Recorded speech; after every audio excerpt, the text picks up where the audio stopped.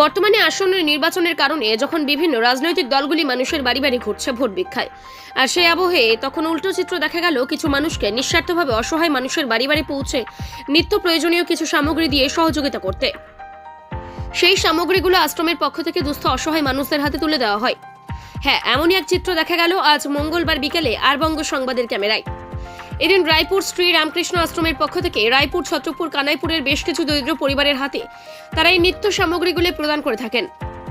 এই বিষয়ে জানা যায় আশ্রমের শুভাকাঙ্ক্ষী তাদের আর্থিক সহযোগিতা আজকের এই কর্মসূচিটির উদ্যোগ নেওয়া হয়।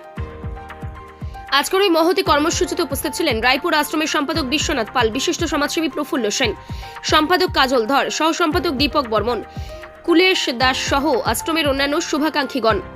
এই প্রসঙ্গে রায়পুর রামকৃষ্ণ আশ্রমের সম্পাদক বিশ্বনাথ পাল তিনি আরও কি জানালেন শুনে নেব। আপনার নাম এবং কোথা থেকে এসেছেন? আমার নাম বিশ্বনাথ পাল। আমরা রায়পুর শ্রী রামকৃষ্ণ আশ্রমের সব সদস্যা। মানে আপনারা বাড়ি বাড়ি ঘোরাঘুরি করছেন কি উদ্দেশ্যে? আমরা মানুষের কাছে গিয়ে একটু তাদের অবস্থাটা দেখা এবং শিবজ্ঞানে জীব পূজা, এবং আমরা রায়পুর আশ্রমের উদ্যোগ, বিশেষ করে আমাদের আশ্রমের দুই সদস্য শুভাশিস দত্ত, শম্পা দত্ত, তারা বিশেষ করে উদ্যোগ নিয়েছে যে কিছু সংসারের প্রয়োজনীয় জিনিসই তাদের হাতে আমরা পৌঁছে যেতে পারি। তো সেই যদি তাদের কিছুটা সামান্যতম লাঘব হয়, তো সেই উদ্দেশ্যে আমাদের এখানে আসা, এবং তাদের হাসি মানে আমাদের হাসি, আমাদের ভালো লাগা। আশ্রমের পক্ষ থেকে আর কি ধরনের কাজ হয়? আমাদের সারা বছর আশ্রমের নানা রকম কাজ হয়।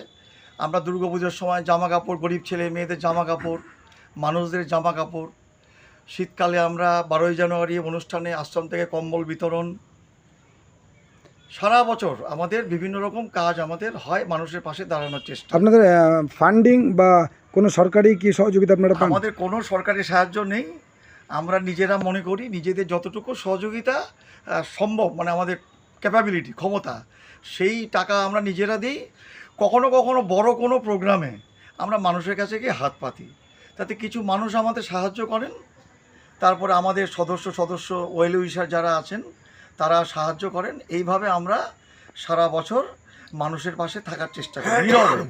আমাদের কোনো প্রচার নেই, আমরা কোনো মিডিয়া বা কাউনা তুমি যেমন ভালোবেসে এসছো, এটা তোমার মহানুভবতা, তোমার ভালো মন, তুমি এটা হাইলাইট করতে চাইছো, এটা তোমার ইচ্ছা। কিন্তু আমরা চাই না যে এটা হাইলাইট হোক বা মানুষ জানুক, এরকম কিছু না।